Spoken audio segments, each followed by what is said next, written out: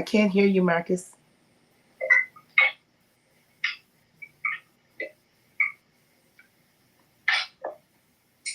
I can't hear you, Marcus.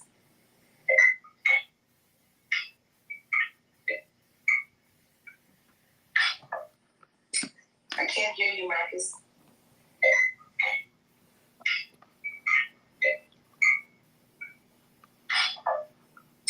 I can't hear you, Marcus.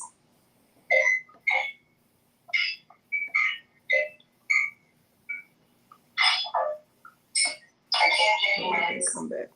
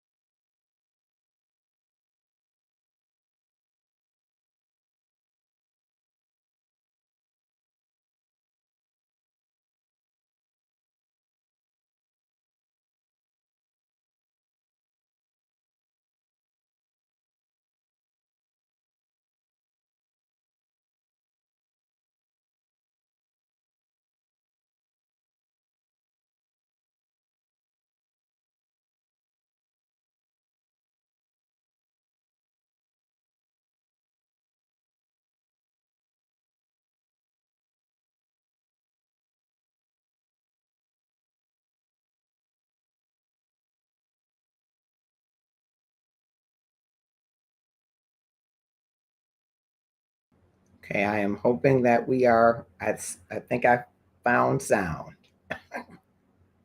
Let's see. Okay, I found sound. Okay, I apologize for the technical difficulties. We're going to bring in our guests that have joined us. Thank you so much for, now you can hear me. That is wonderful. Thank you so much. And so you heard none of that opening, and I won't trespass upon your patience for it, but I do want to thank you for joining us, whether you're watching across LinkedIn Live, Twitch TV, YouTube events, Facebook Live. I'm Marcus Holmes, and I'm back without technical difficulties. Thank you so much. And welcome to the first episode of our special 5-part series leading up to one of the most pivotal elections in modern American history. And over the next few weeks leading up to the election, we will delve deep into the heart of the upcoming presidential election, examining the stakes, the candidates, and the pivotal issues that will shape our nation's future. Tonight, we begin the discussion on why voting is so important and why this election in particular is critical. And so I wanted to just talk a little bit about, because the stakes are incredibly high. Our choices of leaders will determine how we address these issues that I've mentioned and how we will navigate our collective future. And voting is the cornerstone of democracy. It is the primary way that we citizens can make our voices heard and influence the direction of our country. Each vote represents a personal stake in our nation's future, affecting policies on healthcare and housing, on education, on the economy, on social justice and prison reform and law enforcement reform. The right to vote has been hard won through decades of struggle and sacrifice, particularly for Black people and for those members of the marginalized communities, other communities. In this election, we are faced with unprecedented challenges and opportunities. Now, the global pandemic has highlighted some of these stark disparities in healthcare and economic security and others. Social justice movements have brought back to the rise, back to the forefront on our national scene and consciousness, racial inequality and the need for police reform. Climate change has threatened our planet, is threatening our planet, and it demands our attention and urgent action. And now, with President Biden announcing that he would not seek re-election, we see a new Democratic candidate, nominee, who's just named her running mate. And this makes the political landscape almost topsy-turvy, doesn't it? But you and I have a part in ensuring the future of our America is bright. And so as we delve into the conversation, I'd like to introduce our distinguished panel, who each bring a wealth of information, expertise, and insight to our discussion tonight. So first joining us is Dr. Valencia Edner, known in our community as Mama V, Pastor V of V Encouragement Ministries. And she's a native of Detroiter, a native Detroiter rather, but she pastors and lives in Fort Worth, Texas at the Carter Metropolitan CME Church. She holds degrees in communication, English, and theology, and is an active member of the NAACP and Alpha Kappa Alpha sorority. She's been a dynamic leader in ministry, advocating for social justice, being a voice for the voiceless, advocating for arts and music in faith communities. So this time you get to hear me actually say, welcome, Dr. Valencia Edner. Hello there. Hi, how are you? Hi, so you all can hear me now. I said all of that introduction, nobody Yes. heard it. That's we all didn't right. hear a word. That's okay. We made I it saw through. you though, but I couldn't. Thank you. Valerie Colbert-Osumuede joins us. She's the Deputy Labor Relations Director for the City of Detroit and former Corporation Counsel. Valerie has a distinguished legal career and a brilliant legal mind with a focus on public service. She is a public servant at heart. She played a key role in labor negotiations during the COVID-19 pandemic and continues to play that key role as the city demonstrates resilience and offers strategic negotiation opportunities with our labor partners. I'm proud to again welcome Valerie Colbert-Osumuede. Hello, hello. Hello. Thank you for joining us. Thank you so much. I'm going to keep it right down the aisle. All right. Brenda Braceful, a retired City of Detroit employee, currently serves on the Civil Service Commission. And she has also a rich history in legal and civic roles, including being the chief of the Civil Division of the U.S. Attorney's Office, part of the Corporation Counsel for the City of Detroit. She's received many accolades for her work in civil rights and labor law and reflects a deep, committed root in the City of Detroit. Welcome, Brenda Braceful. Thank you so much for the invitation. My pleasure. All right. And I apologize. I couldn't get on my laptop, so I'm on my phone. So my picture's a little messed up. I do apologize. That's okay. I just thought it was you just took a new approach to showing us the beauty that is you. That's what I thought. All right. And not a stranger at all to the Love and Stuff community. As a matter of fact, one of the day twos of our Love and Stuff community is Darren Williams, also Detroit native. I'm going to keep shouting out Detroit. The pastor of First Baptist Church of Okmulgee, Oklahoma. He's an educator, and he has been a transformative figure in our Love and Stuff community and in education, and known for his innovative teaching methods and dedications to his students. So I want to welcome all of you here. Welcome, Darren, as well. Thank you all for being here, all of you. Let's get him in there. All right, we'll be expecting one more to come in to join us shortly. Hey, everybody. Good to be with you all again. Good to see you all again. Yes, good to have everybody there. Did we lose Brenda? I hope we didn't. We I did. hope not. No, I think we lost her. Let's see. My technical difficulties. That's Yeah. okay. We're going to work through them. We're going to work through them all. All right. Happy to have you all here. And this first segment is really about why this election is critical, because we hear that every election. A lot of times people say that. So I want to toss it first to you, Mama V, Dr. V. Why is this critical, and what are the high stakes issues as you see it?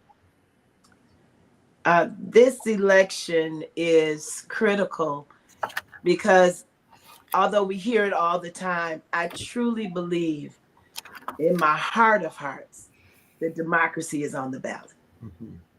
And if we really believe in the idea and ideal of freedom, it's absolutely necessary that we vote in a way that is going to preserve those freedoms.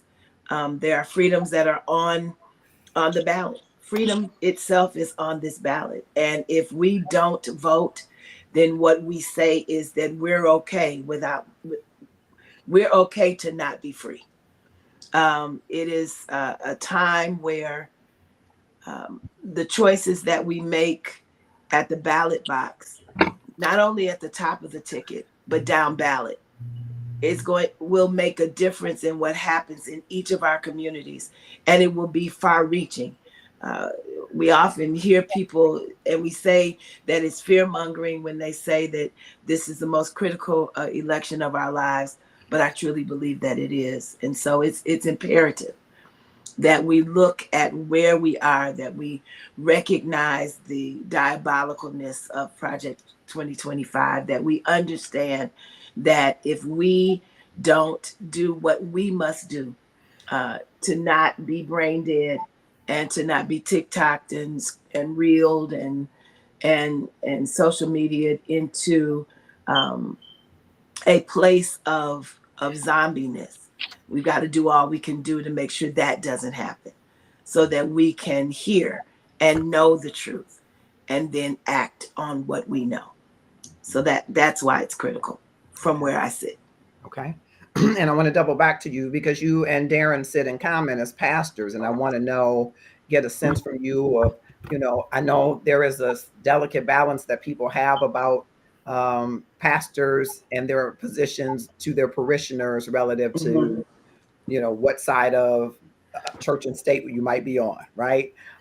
Whether or not you should be sharing that information. So I want to hear a little bit more from the two of you from a spiritual standpoint, because some people are alleging that one side of the house is more the spiritual side from these candidates' standpoint because they are pro or what they consider to be pro-life. So I want to double back to that because I think that you're right. There are a lot of things that are on the ballot as well. Mm-hmm. Valerie, I'd like for you to jump in here. And I know you have a love for the Constitution, and you've been talking about some of the impacts of the Supreme Court. What's really at stake, would you say, the high stake issues, Val, that make this election so critical? Because I talk to some young people and they're like, tell me that every time. And I'm like, yes, I do. I do tell you that every time. Every election is very critical. But what are some of the high stakes issues, Val? For sure, reproductive freedom. And that's not just limited to the access to abortion, but it's also just the access to emergency care in for women who may be experiencing some type of emergency reproductive gynecological event. Whether it is someone who is having a miscarriage, whether it's someone who has some issues that have been diagnosed, but ectopic pregnancies.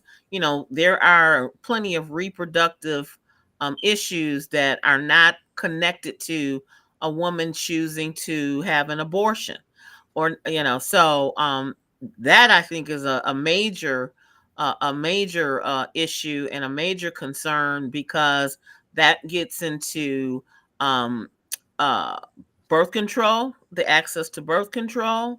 That gets into the right to have IVF. It's all kinds of issues related to reproductive freedom. That's not just limited to whether or not you're pro-choice or pro-life. I would think also. I look forward to the segment when we really can dissect a few of these crazy Supreme Court cases.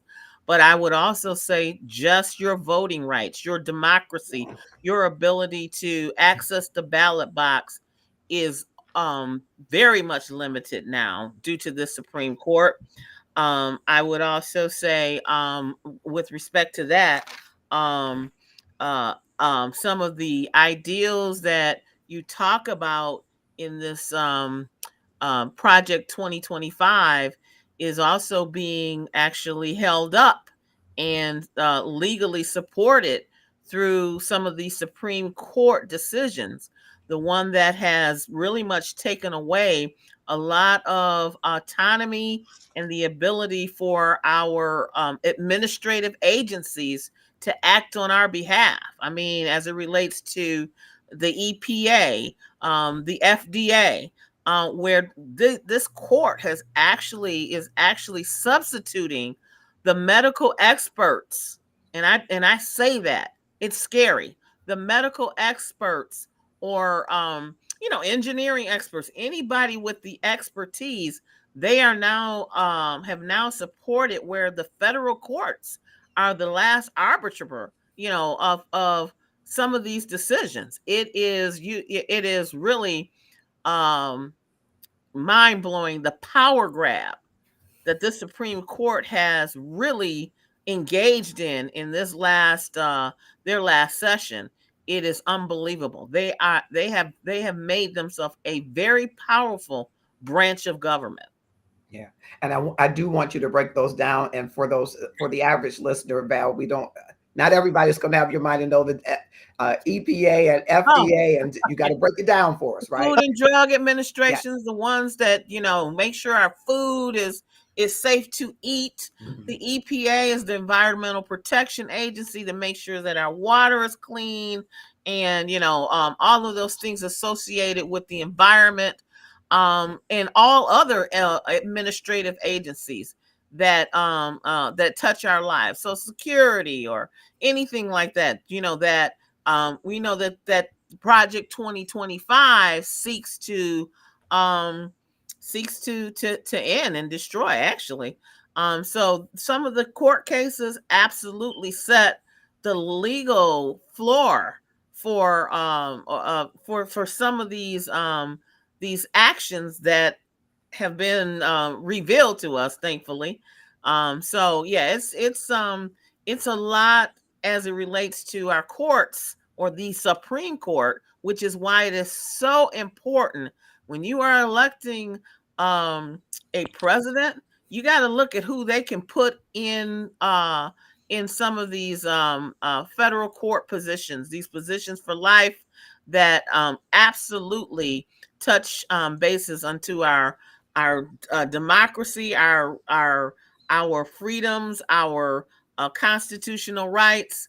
All of these things are at jeopardy, and the person who is in the White House, absolutely in the White House, who has control of the House and the Senate, absolutely can put justices on these benches that will shape the justice system in this country for generations. Yes.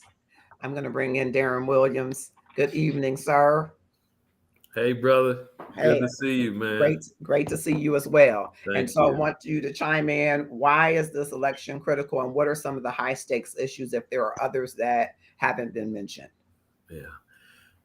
Interestingly, and probably no surprise to you who know me, I got a whole nother spectrum view of it all. The importance to me is not about democracy because starting this country was an experiment to see if democracy could actually exist. The form of government the United States is under is a representative republic. That's technically what we have. We'll hear it in the Pledge of Allegiance, and to this republic for which it stands, not to this democracy. All right. Democracy is the idea that is trying to be implemented. We've never had a system that is of the people, by the people, for the people. All right. So, and y'all know I come from the other side. Why is it important, though? I believe it is because experiences and events in human experience have touchstones that reveal who a nation and who a people really is. We don't know. Most Americans don't have a clue about what this nation really is. But how that's worked with presidential elections, we saw with the George Bush, Al Gore election, that presidents are selected. That's what that election actually showed us. We saw with the Obama election in 2 terms that an African-American president can serve the nation and don't put policy in place that helps his own people. We saw with the making or the election of Donald Trump that this country, and I love the way Ta-Nehisi Coates put it, he said Donald Trump was the first white president. And you think about that, at first it's a mind bender, but then when you look at the man and you look at what he was and what he is and what he did, then you'll understand how, that placing was a direct response to a Barack Obama as president. And so the touchstone of this election, I think, again, is about revealing. It's another snapshot. It'll be another picture of what America really is. The first chance to have not just a female president, but another African-American president who is female. That something about who the country, the identity of this country is going to be displayed in that. My concern is, again, the hype that we always get rolled into. And I hope that doesn't happen this time. I hope that as the revelation of who America is, this next part of the revelation comes, I hope that as African-American people, and that's where my first love is, because I can't love any other people unless I love me and my people. I hope as African-Americans, we don't fall into the trap again, because these partisan politics are a trap, especially for African-American people.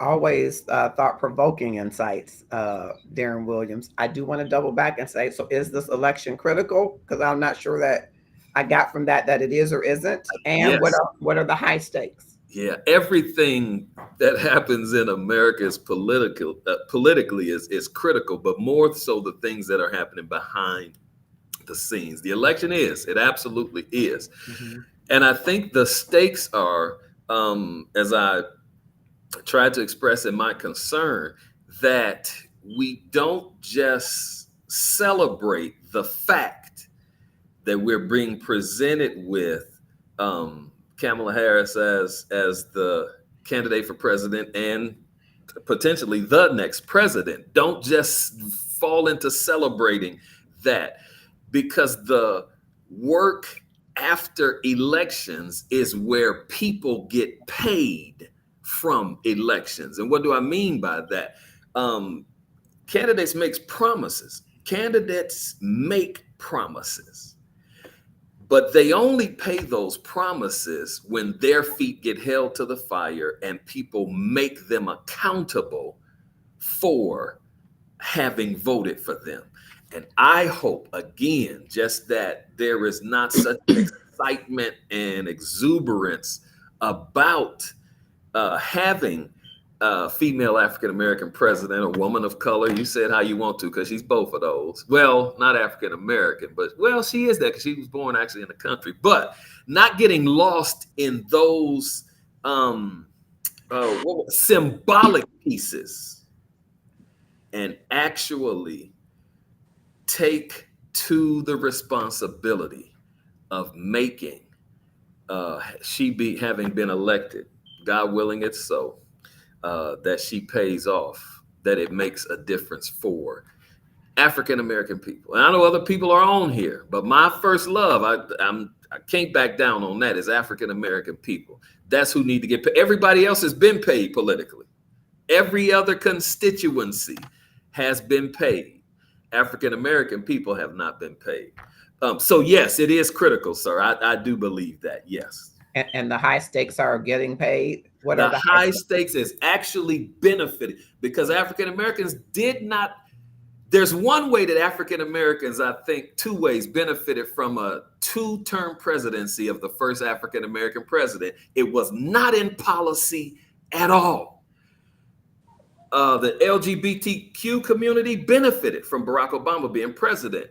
Women benefited from Barack Obama being president. And the Hispanic community in America benefited from Barack Obama being president. African Americans did not benefit in terms of policy. Two things that he did for us, and I love him for these two things. Number one is he gave us the first scandal-free presidency.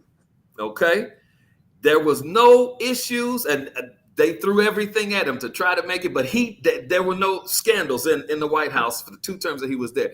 That was beautiful for us. I love, because of how African Americans are criminalized in this country, to have a president 2 terms that didn't have any scandals. He gave us, that was a gift. Second thing he gave us was the image of Black love that was presented to the world, that was able to recast, reshape, and reframe how we have been presented in a lot of ways.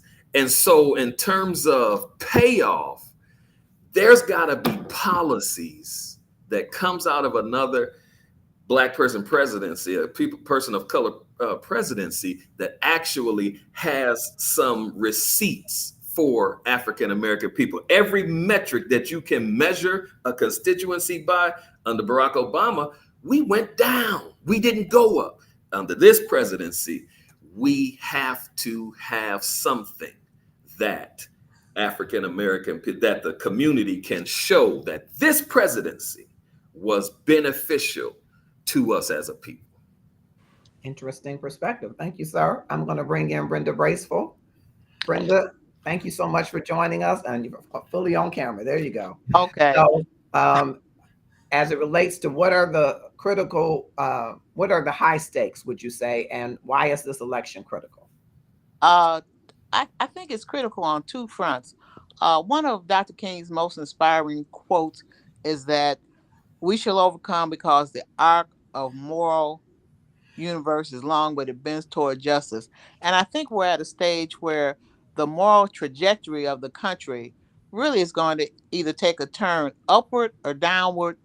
And as in all trajectories, it will impact your path for not just one election cycle, but possibly for generations.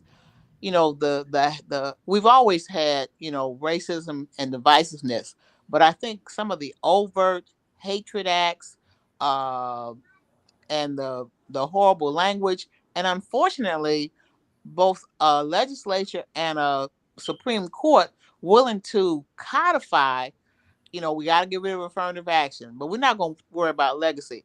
We're not going to worry about nepotism. Where white folks keep their kids. It's so amazing to me. You got a president where you kept all your kids on the payroll, but you couldn't. Nepotism at its highest and unqualified, but somehow affirmative action was just objectionable. And I think those are things that are very much impacting not on us, but people have to understand that also impacts on this entire country. The idea that somehow just giving us an equal opportunity to succeed and produce only benefits us is always been a fallacy. It benefits everyone who now benefits from that successful production. And secondly, I don't think sometimes people recognize that so many aspects of our day-to-day life are impacted by the people who are in office making decisions, which is why in a democracy, your engagement or lack of engagement is going to really determine the quality of the public servants. So when we have, 30 to 40% of the electorate voting, and you get people who are energized to want to make America go back to Jim Crow, well, then they're going to dictate who will be making decisions that will affect not only you, but your grandchildren. And so, you know, I think it's so critical because we've now seen how much damage can be done, not only internally in our country, but also our image on the world stage. And we have to recognize that more and more we are a global economy and this is a global civilization. What happens in other countries impact us. And one of my real fears, and maybe this is my fear because I have grandsons and a son who had to register for the draft, I can see the orange food driving us toward World War III. And I know sometimes that sounds like that's just hyperbole and hysteria, but anytime you have a person where your response to a prisoner exchange, which you did in your administration as well, lied about it, is to congratulate Putin, well, that tells me that you're not developing your own agenda, you're not developing your own policies. And so you could be told that you need to help us engage in this war, and his sons are not going to war. But my grandsons and all those young men who have had to register for the draft, they will be the people on the front line. So, and that's such a, that's like you say, I don't know that that's almost lost in the narrative. Yes, I'm glad to see Vice President Harris pick up the mantle. I thought President Biden was very gracious when he said, I'm going to put my ego aside and do what I think is good for the country. But we can't just be caught up and think, okay, we've overcome, we've arrived. That's not the end of the story. Collectively, if you don't have an agenda that's presented to politicians, then there's no response because you have to have a voice to be heard. And we have to understand collectively, if we're going to support any person, then we have to present them with the things that are going to be beneficial to our community. And like I say, I will rarely admit I was one of the 44,000 on the call. I was excited about it. I even, made a contribution because I would rather see her elected than the alternative. But that just can't be the end of it. I'm not going to just rest. My exuberance is not going to last 4 years if all you do is get elected. I appreciate that so much. And I know I saw Valencia nodding her head. Of course, she's a part of that AKA sorority. And so I'm interested to hear briefly from the two of you. How did you feel being on that one of John saw a number? I'm just making that up. There was a number that you were a part of in support of Vice President, now presidential nominee Harris. What was that like? it was Exciting. it was it was exhilarating in that you knew how many were on there, Mhm. and it made you know just here's two things. There was an excitement, but I don't think, I've listened to the comments, but I don't think we have to be one or the other. I think we can be and in both. I think we can be excited, but also hold feet to the fire. So there was no one that I heard speaking that was just blanketly not expecting anything from Vice President Harris, except that is how wonderful it was that she was headed toward the nomination, now has the nomination. I think that what those women on that call, or mostly women, because there were men on the call as well, but that mostly woman call was a call to action, a call to say to each other that there is power in our numbers, there is power in what it is that we can do and say, and yes, there must be an agenda. There was never any discussion that, oh, we're just so happy and the balloons were flying, that nobody had anything to say about what is expected once we get past this fervor, once we get past this energy. But it's going to take this energy in order to get her to that place. But there's never any doubt, sorority sister or not, if you are in that place, then there's an accountability that comes along with it. And I think that we, I agree with Darren to a great extent about the Republic, and I agree with him about the fact that there's very few receipts that we have been given, but I think we also have to give them something to have receipts with.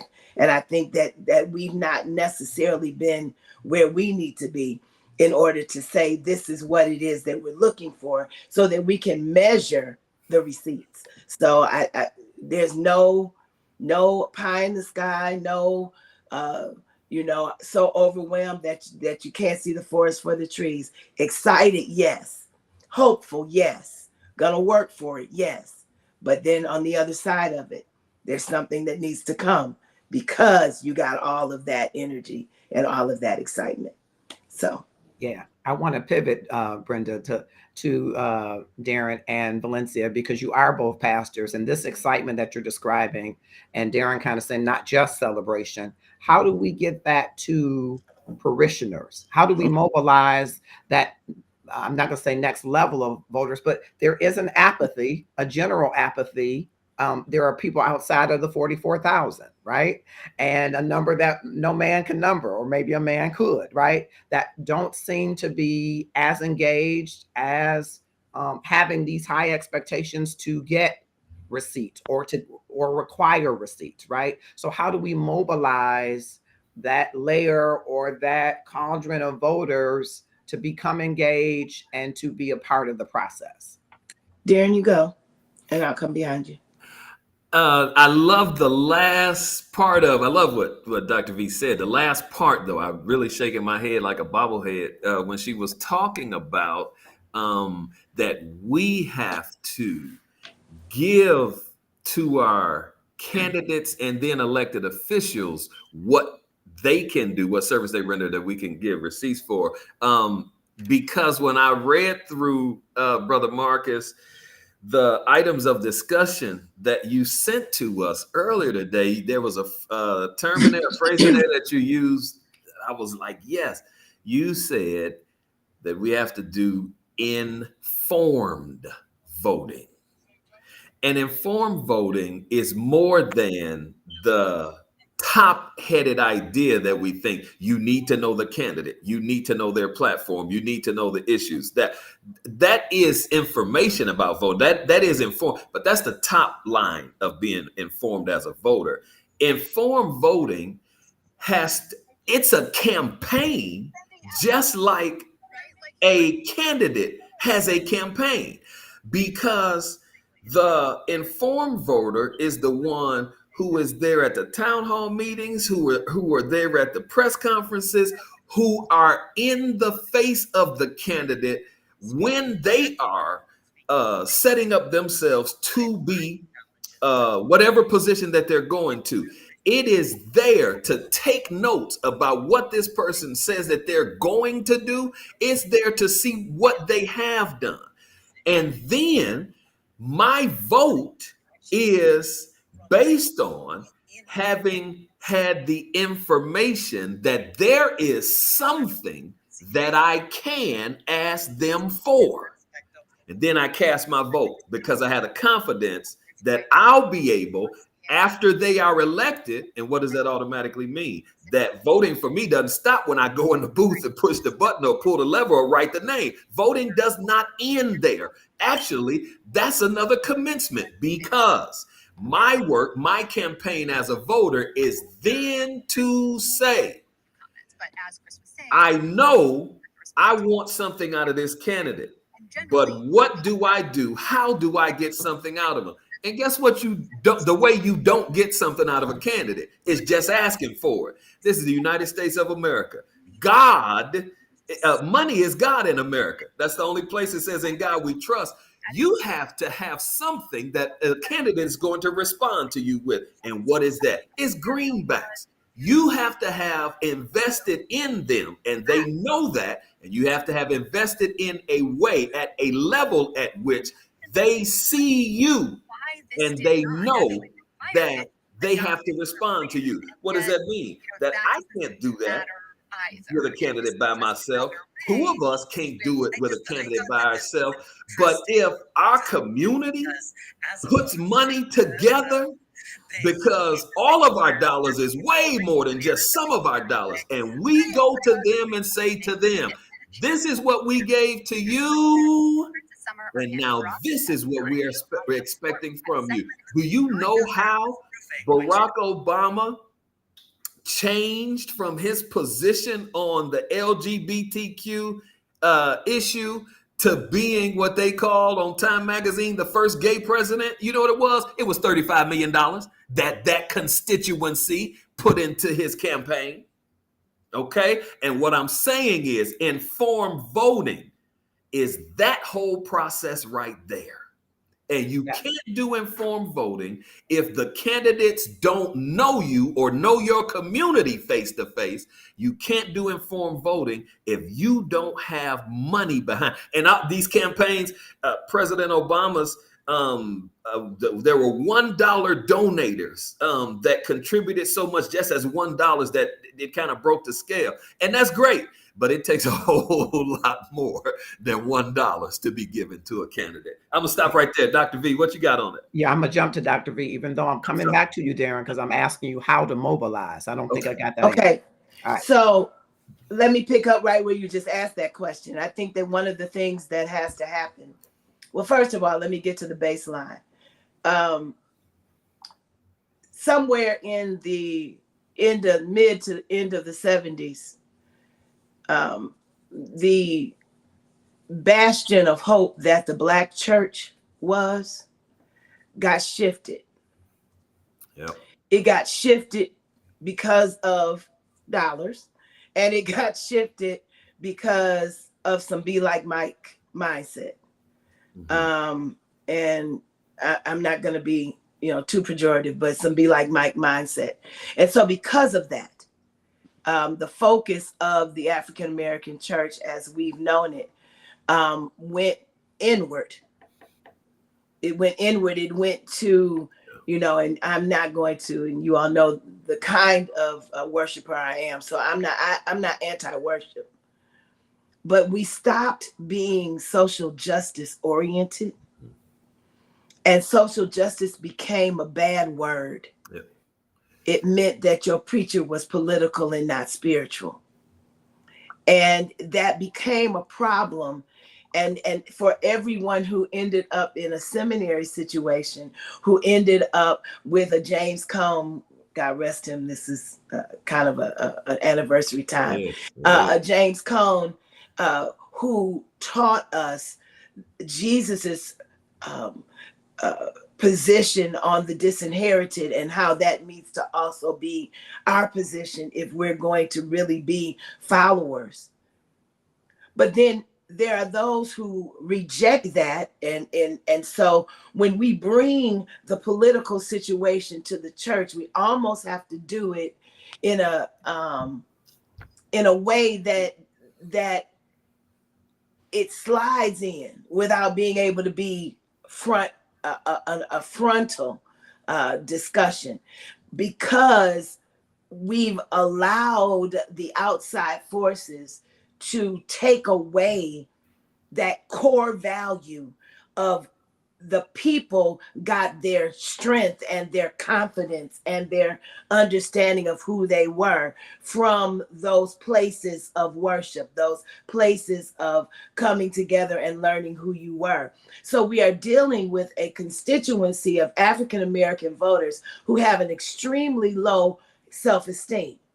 They have the low self-esteem in who they are as people, who they are as constituents to any political situation.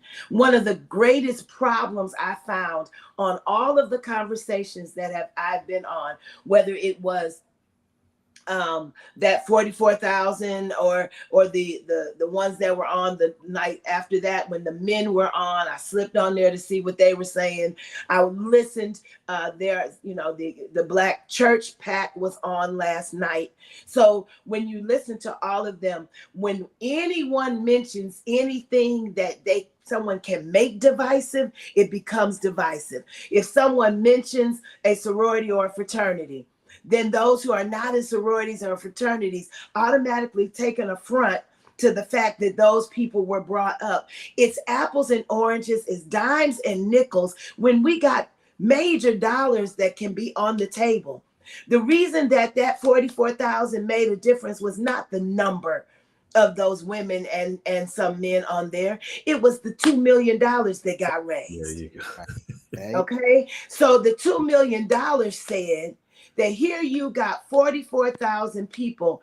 Most of them were $5 and $10 donations, but that this constituency raised this much. Black PAC last night, by the time they got off the phone, they had raised almost $750,000. Those kinds of things are going to get attention. But when we get to the grassroots of our churches, there are those who will say that's for outside and not for inside. But I love what Freddie Haynes said last night. It was my favorite comment of the night. That politics is not just, justice is not political. Justice is not political, it's biblical.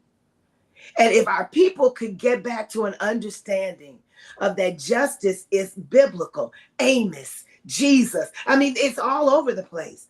Micah, justice shows up in the word of God. So we got to stop saying we don't need to talk about it at church. Yes, there's some legalities that they'll throw at us if we go too far from the pulpit as ministers, but we can encourage voting without ever naming a partisan way to do it.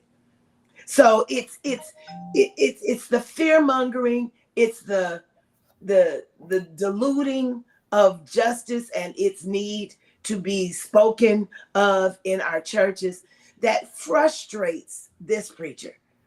Because my background, and those who know me, and Marcus, you know, Roy Allen was a social justice giant, and it's all I know. So I'm not gonna be quiet, but it's sometimes difficult. So as far as mobilizing is concerned, I know you're ready to get in here. I'm gonna shut up in a second. As far as mobilizing is concerned, we have to mobilize from that core that we have a right to do it. Because otherwise it's just something to cause another hint of divisiveness in this vast group of people we call the Black church. Yeah. Okay, I'll shut up. Let me say I'm mobilizing. I'm gonna have to pivot because I Okay, wanted to get you all to answer mobilization. I'm gonna have to make a whole nother show because I think it's important because the Black church is no longer the epicenter of the Black life. It's used not. to be. It used to be the epicenter. You didn't meet a business owner or a politician or anybody unless you went in the church because that was the epicenter. That is no longer. Now we have to either return to that epicenter. Good luck with us doing that, or good blessings. Or we have to create another epicenter or epicenters to mobilize. And so I think there's a whole group of people that don't understand the Roy Allens of our lives, that we stand on their shoulders. So they don't understand that our churches were both social justice oriented and spiritually oriented and centered. So there's a whole generation that's been unchurched, a whole generation whose barbers didn't come to the church. I remember there were barbers who got their business from the church, right? There were politicians we saw every election cycle, God bless their hearts, those that are still living, and they wouldn't dare miss having that 15 seconds of fame at the church because the church was the epicenter. Now we're in a different reality. And so I'm really interested to hear and spend some time talking about, I know we talked about that manifesto, and Val, you'll not love that word, but that's my word of choice, that manifesto that we can share among other people about mobilizing, because we're not going to get all the money together until people feel inclusive and a common goal and purpose. So I'm non-Greek. I tell people, Valencia, that I'm Alpha Omega. I'm Alpha Omega. That's my fraternity, the beginning and the end. But I'm non-Greek, but that won't prevent me from uniting with people who are. But not everybody shares that mindset, right? So we got to find a way to mobilize around these common goals to raise that money. Because you're right, Darren, America's God is money, right? America's God is following that money, right? They've lost their way in the love of money. But the reality is there is some exchange of that medium that we have to delve into, right? And you're hearing all of these different groups come together and say, hey, we're going to raise money. Well, there has to be a consciousness raised about the common goal for what we expect to give those money. Because for me, with the few dollars that I get, I want something in return for my money. So we got to have a conversation about that. And I think it's important. I'm going to pivot quickly to Val, because I know you want to talk a little bit from the labor relations expertise. There are people that don't understand these Supreme Court rulings. So I want you to at least take one of them and kind of talk a little bit about how that impacts employers and employees, discrimination, how that definition of discrimination will be challenged. You talked about, these expert people in various areas that they're now being supplanted. But I want you to kind of break it down as best you can in layman's terms for us with your brilliant mind, please. Well, I will try. I wasn't really expecting to do a whole lot on the Supreme Court decisions, but I will take the I don't know if it's from a labor perspective, but I'll take the one that deals with as best I can with the EPA and that. So without belaboring the point, there has been a precedent which this Supreme Court does not mind overturning. There's been a precedent that gives deference to administrative agencies in rulemaking and determining how a statute actually should be administered, whether it's right or wrong with respect within the agency. And that was called the Chevron case.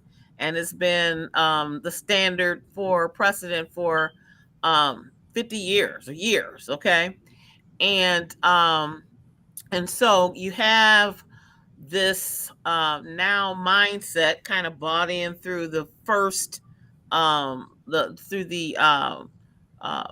era of Trump when he was in the White House, of this deep state and this really, I want to say hatred really of the administrative state of government, which really helps government to act and to succeed and to function. And there is of course, a statute that Congress has empowered these agencies in order to make these rules and to determine whether or not someone has broken the rules and that kind of thing. So in this last blockbuster Supreme Court rulings, they really overturned Chevron. And it's interesting. It's interesting that in the 70s, the Republicans really, really wanted to have that administrative state, so to speak. They were champions of having these administrative agencies having the ability to uh, to to um, to talk about or to set the standards or to determine whether or not an administrative rule or something had been broken. And so, and also even more interesting is that Neil Gorsuch's mother, who was over, I believe, the EPA at the time, she was a champion and wanted Chevron to be decided the way it was. And it was her son who overturned it. Isn't that interesting? But anyway, what it has determined is that, really and truly, the experts are not going to be the last say as to whether or not a statute that involves environmental control protections or the federal, drug administrative protections or any other kind of administrative ruling. They are not going to be the final one. They can be challenged as it relates to a administrative agency's ruling on whether or not you have broken the Clean Water Act or the Clean Air Act. It will ultimately go to a federal judge who will decide whether or not the experts were right or not, which is like incredible to me. So to me, that is something, I don't know if that's really labor related, but it in the sense that it certainly touches the quality of your life as an individual and what havoc can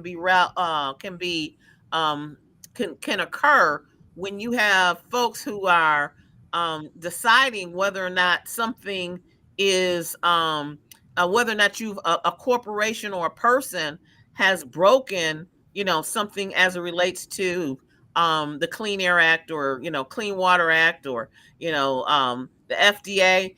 And one of the cases that's kind of related to that, and it ended up not being overturned, is the challenge to the abortion pill. And in that case only remained intact because the court found that these doctors didn't have standing. But not to get too technical, but the fact of the matter is that's very real challenges to people's like I said, to people's well-being, and I'm talking about consumer protection agencies, the things that protect us against big business. I'm not just talking about the EPA or the FDA. I'm talking about things that everyday citizens will be relying on and do rely upon. And now it is the federal courts that will decide, not the experts, not the economic experts, not our engineers, not our doctors, not our scientists, not those people who, have devoted themselves to studying things and to ensuring that they are safe or, manageable for people, but, a federal judge somewhere and where people can forum shop in order to get the result that they want.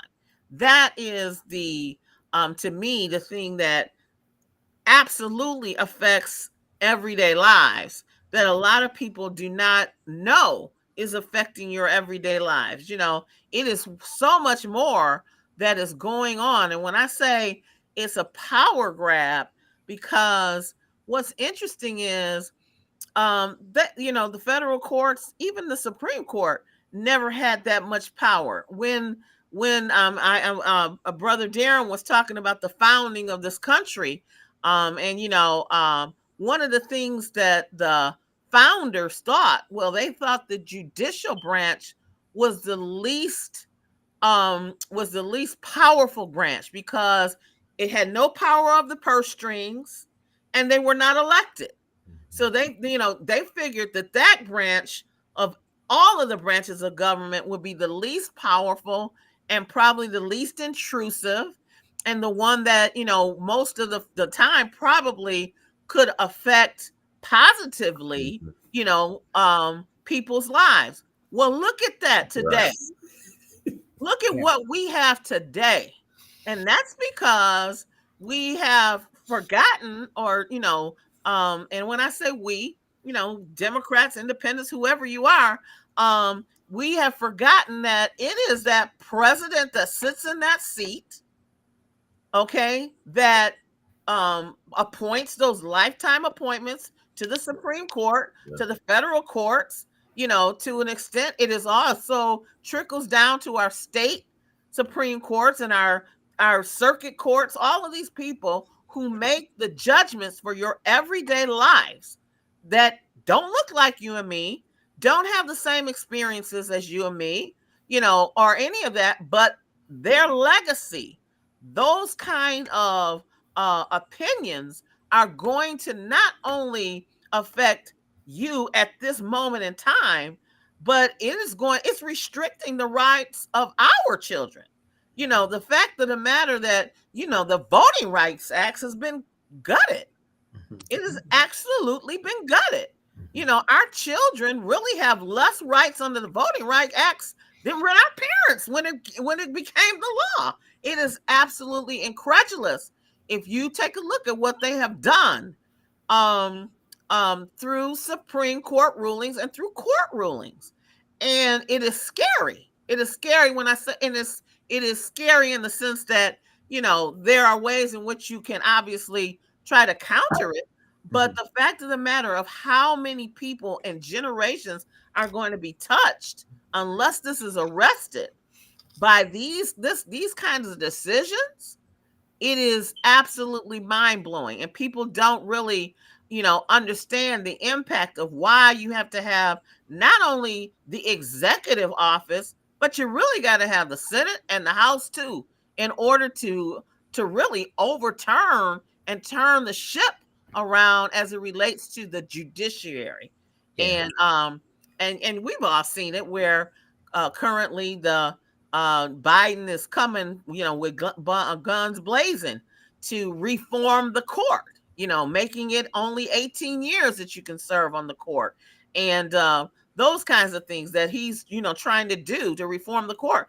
But let me tell you, the precedent is being set or has been set, and it is something that is and will be interesting to see how these latest decisions, we already know how what the affirmative action decision did, that's gone, now they've, made the term DEI dirty, that's something that's crazy now. But, the fact of the matter that you have folks that don't even know the science absolutely determining whether the scientists or the experts are right. And so those are the things that, people need to also think about, how those, what many people think are, decisions that are removed from them, they are not removed from them at all. Yeah, we're going to have to make some more space because I was hoping that you would talk a little bit about, because you're right, these administrative agencies, which includes the EEOC, and a lot of employees who would rely on some of the case precedents around what discrimination is and isn't, that will be revisited. And a federal judge will decide whether or not your employer is discriminating against you, because they can decide what discrimination means. They can decide what all of those things mean, whether there's age discrimination. So I think we should set aside some time to really discuss that, because I think our average person is an employee probably, and he or she might want to have some real line of sight to what these, which seems far-reaching and seems overarching decisions of the Supreme Court, but we want to break some of that down for them as well. But I think, given your love for constitutional law and all of that, we'll look forward to adding some time in that space for that. I'm going to pivot to Brenda, because I want to talk to you a little bit about civic engagement. I'm in this first show, I'm still trying to get to a place where, why is this important? I know it is important. I believe you all believe it's important, and you have varying reasons why you believe it's important. I'm interested in a little bit more around, how do we engage, maybe differently than we have in the past? What are your thoughts, Brenda, on civic engagement around this election? Well, actually, the court cases I have used that as a springboard. I do a newsletter for my church, and it goes out to a couple hundred people. Uh, and I explain to people, the Flint water crisis literally poisoned children. And we had to rely on the EPA and agencies to determine whether or not that was an appropriate amount of lead. Can you imagine having Marjorie Taylor Greene mentality making that decision, and your children are now brain damaged for life? So don't think it doesn't affect you. The recent Microsoft boot that threw all the airlines and the banks, and people spent 4 and 5 days because 50% of the flights were canceled. Okay, that was your grandmother sitting at a terminal somewhere who couldn't get on another flight. But then we've got major corporations who collectively want to limit your recourse, your compensation, and the restitution for that inconvenience. So I try and give people examples of, don't these things are not just esoteric. The ability of creditors to call you all times of night, those things were eliminated because of agencies imposing rules for debt collection. And I know a lot of us got some debts, so that's a personal issue for you. So I try and bring it down to people where don't just view this as esoteric, and be real clear. We While I do agree we have to have some collective uh force and being able to generate money, we're not going to be able to generate the kind of money and lobbyists that these major corporations have. And I ask people, why do you think the airline industry is willing to spend $100 million on lobbyists and lawsuits rather than give you $50 when your flight is canceled? Because it must be beneficial to them. There's no way they're doing that just to promote, the sanctity of the airline. They're doing it because removing these regulations, removing these restrictions is good business for them. And so when I try and engage people, I try and give them examples of, don't think this doesn't impact your life, because like I'm sure those people in Flint, you know, and I don't want to get off track because I got some issues with how somehow we can never hold these high ranking officials accountable, but we can go after, Pookie and Ray Ray for stealing a candy bar, but that's a whole nother show. And so I think civic engagement, people have to understand that you do have some skin in the game. Don't ever think it doesn't impact on you. Social Security, Project 2025, are you talking about eliminating Social Security or having a time limit on it or eliminating the Department of Education? Those things will impact your child's ability to get an education that will make them competitive in the global market.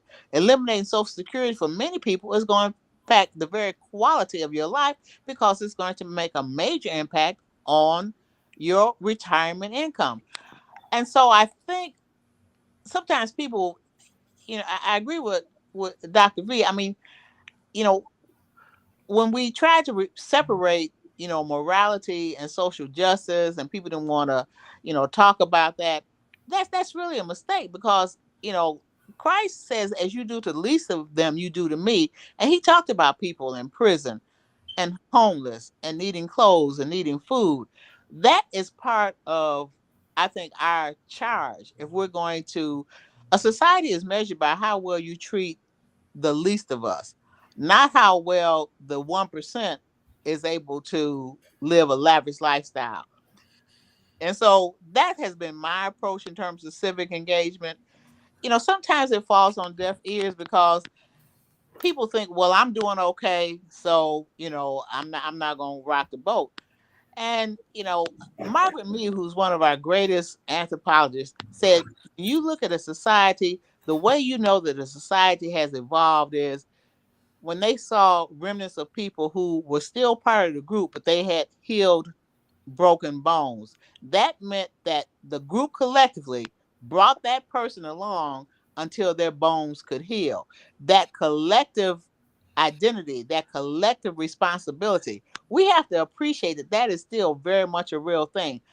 Yes, I can afford to assist my grandchildren going to college, but I'm worried about all of the children of that generation having that opportunity. So I can't just look at my personal situation. I have to look at the collective good of my community. And that's one of my approaches in terms of civic engagement. This affects you. You know, what is that old saying?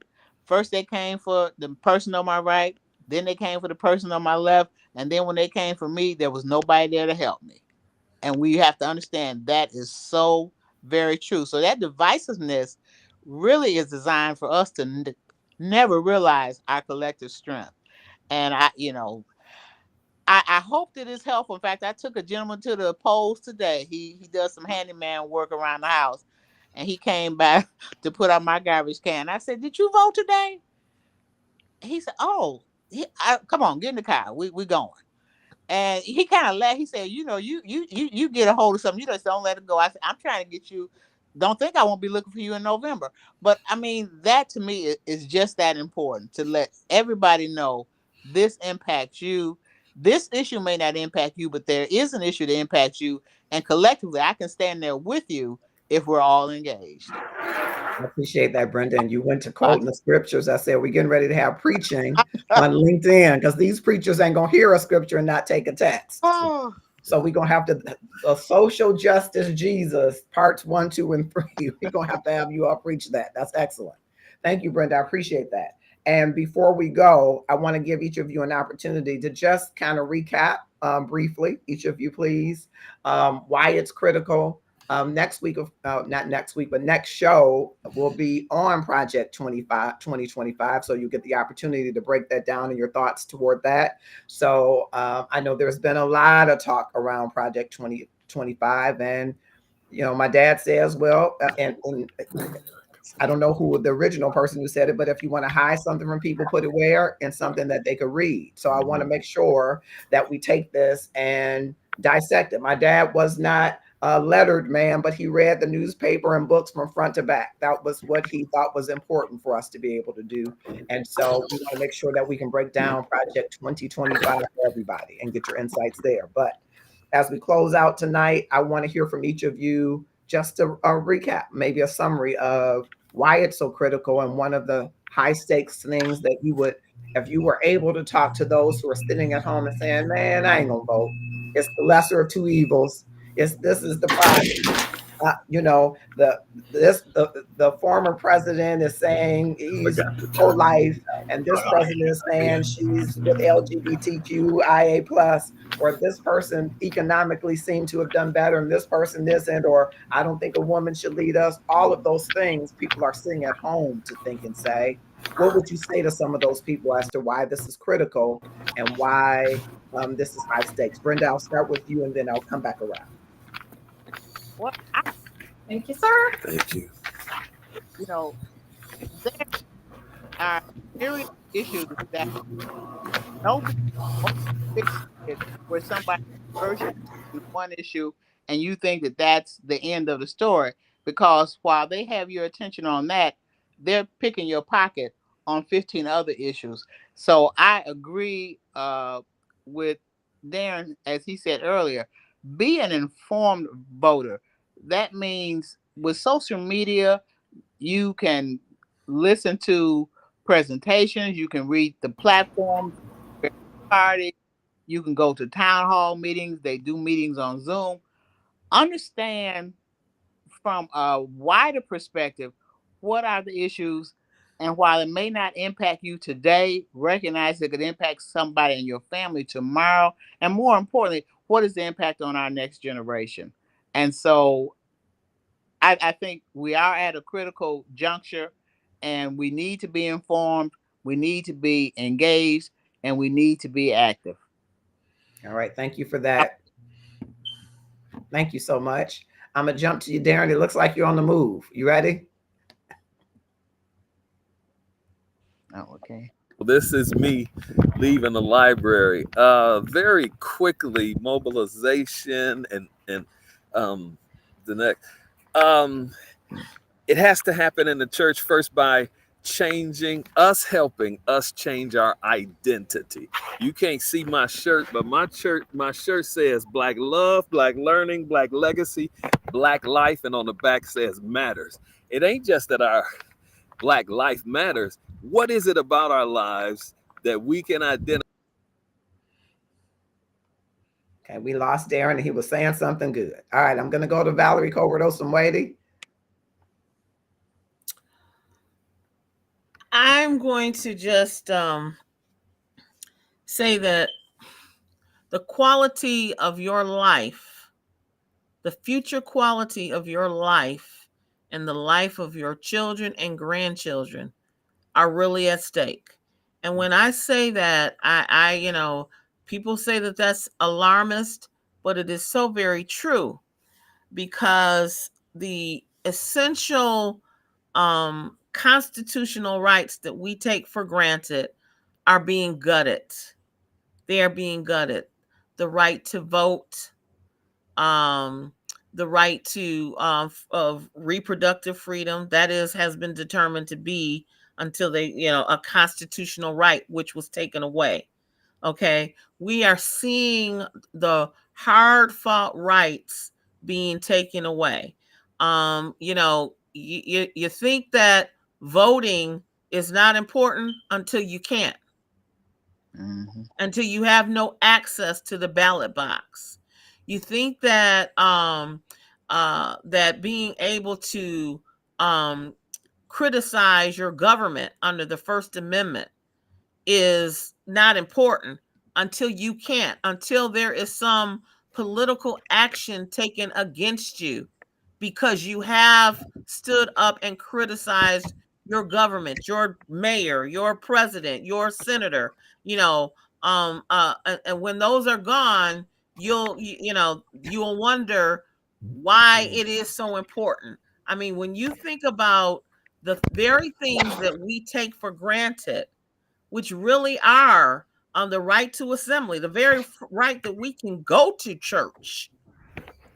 We can go to church without, in this country anyway, without anyone killing us, maiming us. I was talking to one of my team members, and he's a Christian from India. He comes from Indian ethnicity, and his family is back in India, a lot of them. And he was talking about how 60,000 Christians were killed just 2 weeks ago. We don't hear that here. We take for granted the right to go to church. We take for granted the right to worship.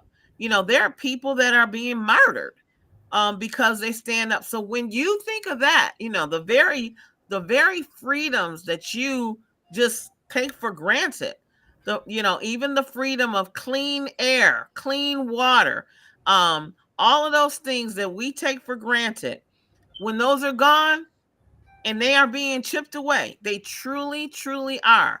That is why I say this is a consequential election, because these are all things that I know our people died for. We died for the right to vote. We died for that. We gave our blood and sweat and tears to building this country, and all of that. And I'm going to tell you, when those freedoms, which are slowly being chipped away by, our House of Representatives, our Senate, our court, the Supreme Court of the United States, that is no doubt taking away all of those rights, chipping away at those rights. Yes, it is very important. And I tend to think like Brenda. I approach, when I am challenged for somebody to tell me, well, tell me how, how does, especially a guy, tell me how does the Dobbs case, making abortion unconstitutional affect me? And when I can tell them how it affects them, it is almost mind-blowing for them.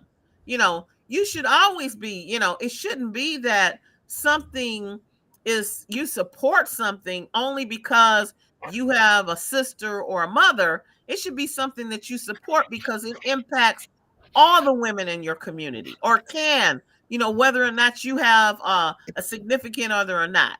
But I digress.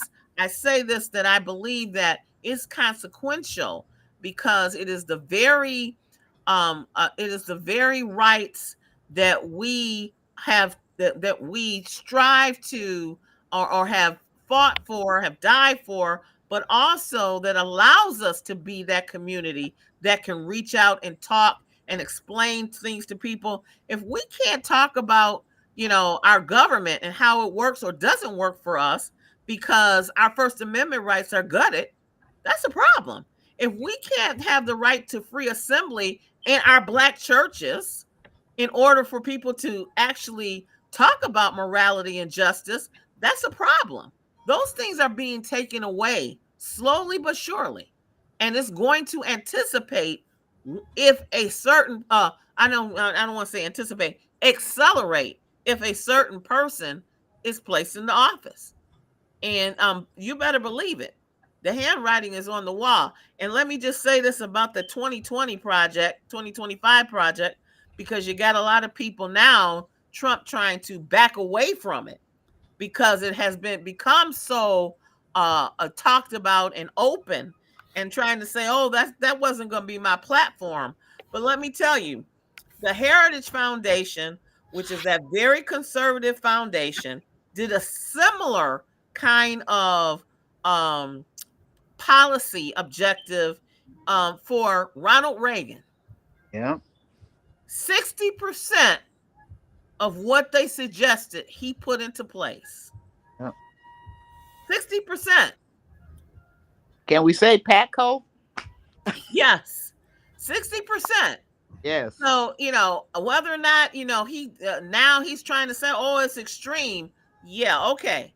But 60% of what they put in place as a policy manual for Ronald Reagan, he utilized and governed with.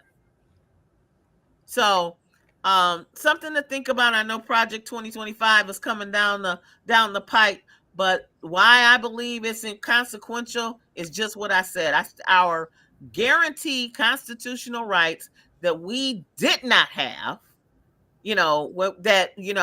those amendments to the Constitution, the 13th, if they can chip away at the First Amendment, which they're doing, if they can chip away at all of these amendments, the 13th Amendment, you don't think that's next? Yeah.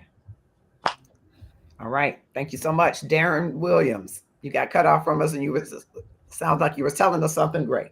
I was saying that in terms of the church mobilization, our responsibility is actually to change our mindsets, to get our people to see our value as a people. Dr. V and others talked about how we don't really even see how we are important. I was trying to show my t-shirt that said Black love, Black learning, Black legacy, Black life. On the back it says matters, because we have to understand, why are we important? We've been lulled into a dislove of ourselves. Black people don't love Black people. And because that's the case, whatever we're seeing happen in our communities, it's the result of us not loving us. And so in terms of mobilization, the first piece for the church is to do that. It's to change you got to change the narrative. If you're going to change the thinking, you got to change the narrative and how we see and feel about ourselves. It's all about identity, okay? As I said about the election, and the importance of it is about identity also, because it is showing the country who we are. But we as a people have to start seeing that. And this is going to sound sacrilegious. This is going to sound vile when I say, I think one of the best things that happened to us in recent times, and you can pick your starting date and the ending goalpost for it. The murder of African Americans, the blatant murder of African Americans, the way it happened, started to do something to change how we see and saw ourselves. Absolutely. It's horrible. It's traumatic. Something that never should have happened. But there is a way in which it was helpful to shift us from a way that we were in a destructive pattern and mindset about who we were. I'm not going to say the next part I want to say, but that's where mobilization for the church begins, to help us see ourselves in the proper light. However, it's going to take, also with that, it's going to take us actually, because this is part of the image thing, us teaching about this political aspect. All right. If we think it's important and worth investing in, the people who do come to us, they're not getting it at school. They're not getting it at home. And what they're getting off of the television, oh my God, if that's all they're left with. And so the church is going to have to talk about how politics are relevant to us as a people. That's another part. The other part is this: no institution in our community can do it alone, because no communities have one institution that actually drives their people in the political arena. But we have to partner with, we have to sister and brother with all of the organizations in our community, because we're all falling together, which automatically means if we're going to rise, we got to rise together too. And the importance of this election, the last part, the thing that you asked, what would I tell everybody? Here I go again, because I believe when I read when I see what Jesus says in the New Testament, Jesus is not what most of us are. We're optimists and we're realists and those things. You know what Jesus is? Jesus is a pessimist, because when he gives his view of what the future is, it ain't what we talking about. No, it's not the ideas and the hopes that we have. Jesus says it's a wrap. And I say that to say that we have to take the honest perspective with what's going on. Reparations, of course we're owed reparations, but fool, don't wait around and wait for them to pay you. And the same with all of the other issues. We make the contribution that we can make, but we got to understand that when we get out of this thing, ain't none of that stuff go. When the dust settles, when the smoke clears, it'll all boil down to there being one king, and his name is Jesus. Amen. Amen. Amen. Thank you, sir. Valencia Edner. I am concurring with almost every single thing I just heard. I only have one issue, and it's going to come with what I'm saying. I believe that I'll put it like this. We can live quite a bit of time without water. We can live, but not as, we can live without food longer than we can live without water. But we cannot survive 4 minutes without hope. Amen. And I think that we have to be careful that in our calling it as it is, that we don't forget that Jesus was also in that it's a wrap, because this is where the end is. He also told us to do some things to instill hope in the midst of it. And so what we have to do in the midst of telling the truth and never getting, so opiate or pie in the sky that we can't tell the truth. We also have to tell the truth, but we have to bring a degree of hope that what we are looking for can come to some fruition. Otherwise, there's no reason, there's no energy, there's no people don't have a catalyst to get up. So we have to be strong and firm and truthful, but we also have to remember that people need a reason to be. And so, I remember hearing President Biden in the last cycle, in the 2020 cycle, talk about how he was running for the souls of America. I don't know if America's ready to see its soul. Amen. However, I do know that there's some souls of Black folk that I gotta care about. Yes. Because if I don't care about them, then I stand in a pulpit every week for nothing. And so there's something we have to do to instill, and whatever that takes for us, from the youngest to the oldest, to remember who and whose we are. Yeah. So that we can then get up and go to a poll, not because we're afraid of what's going to happen, not because, you know, we are angry about everything that we don't have or that we haven't received, but because we have an endearing hope and a desire to literally know that we can be the catalyst for some change. And we got to do it in a way where we restore those who had but lost, and where we give to those who never had hope, desire, knowledge of who they are, so that when they get up and they go to that poll, no matter what the outcome is, that is not the point. The point is, I took responsibility for who I am, knowing who I am, and I did my part to make a difference so that I can then look at myself in the mirror and know that I've given my best. And that's all we got at the end of the day, is to give the best of us while we try to inform the rest of us. And we do it, and we do it every day. We don't wait until a consequential election. For those of us who are on this call, this is not the only day we do this. This is not the only time we do this. That's right. We do this consistently. That's right. But it takes us coming together and saying, I've been out here on this line with you.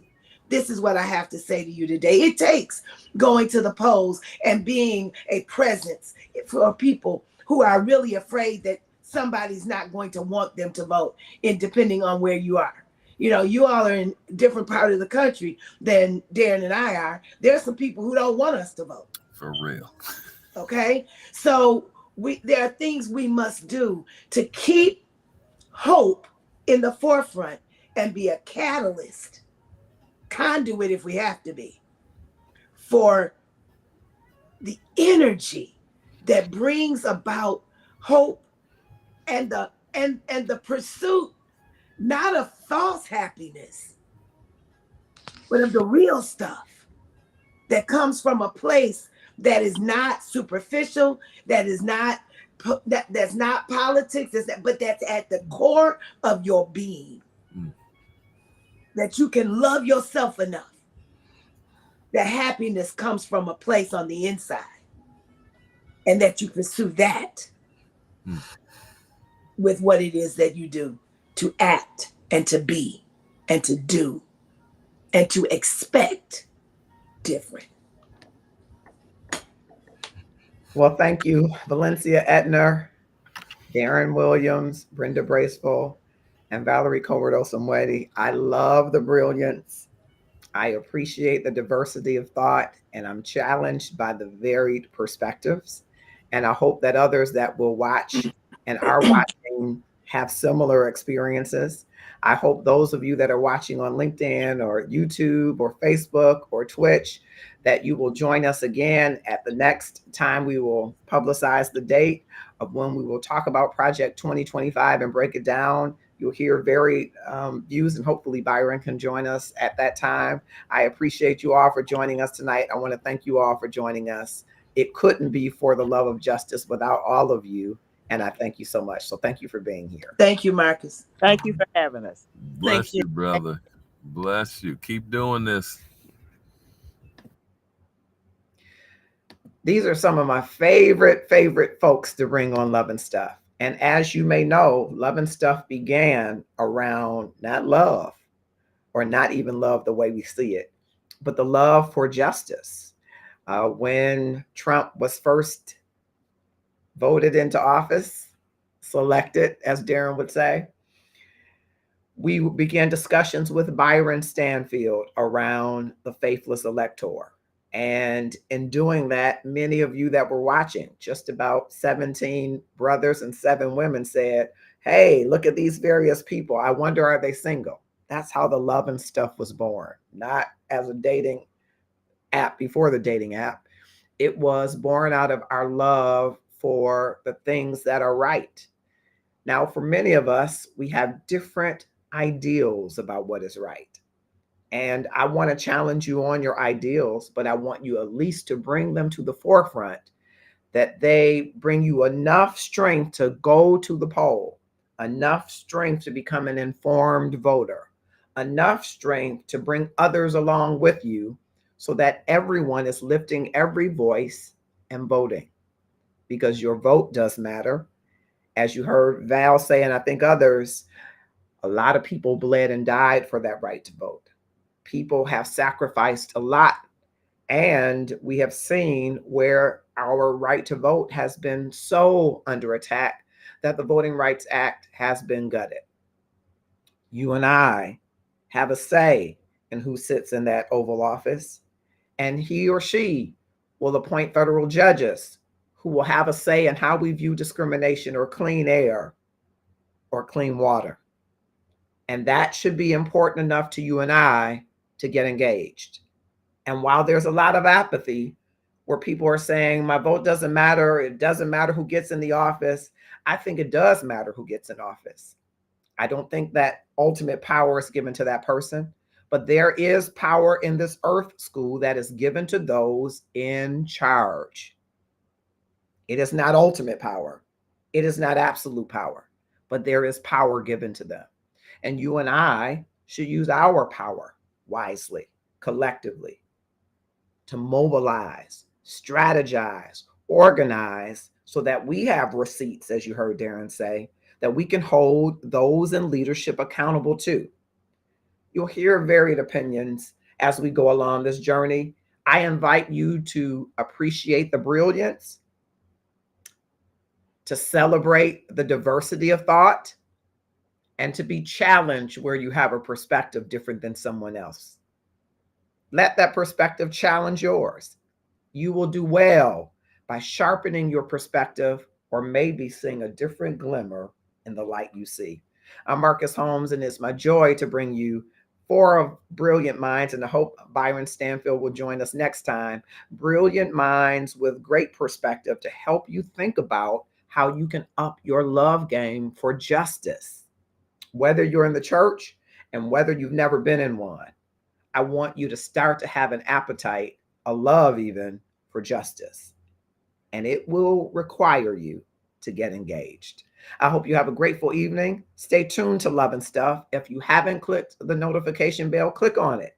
It'll do you well with great programming, great content that will help to uplift your life, great celebrations that happen, and celebrations around life. There's been a lot of loss in and around our community, but we're rallying together to keep love alive in our community. And you can join us and be a part of the community by going to the Love and Stuff page on Facebook and clicking that notification bell, going under groups and joining inside Love and Stuff. If you want to learn a little bit more about people like Darren Williams and Pastor V and others, join us. You can also join us Saturday morning with Sports Talk with Kamal and Felix. That's right. We love more than just justice, more than just relationships. We love sports. And we've got 2 fellows. My associate producer, Kamal Williams, and Felix Holmes are a dynamic duo. And if you enjoy sports or some of the trash talk that goes with it, you should tune in to Sports Talk every Saturday, 11 a.m. Eastern Standard Time. Thank you so much for joining. Click share. Tag some people who say, I don't think I'm going to vote. I'm going to sit this one out, because they need to hear these super great, these super brilliant people and their perspectives around why this is critical and why we should consider the high stakes.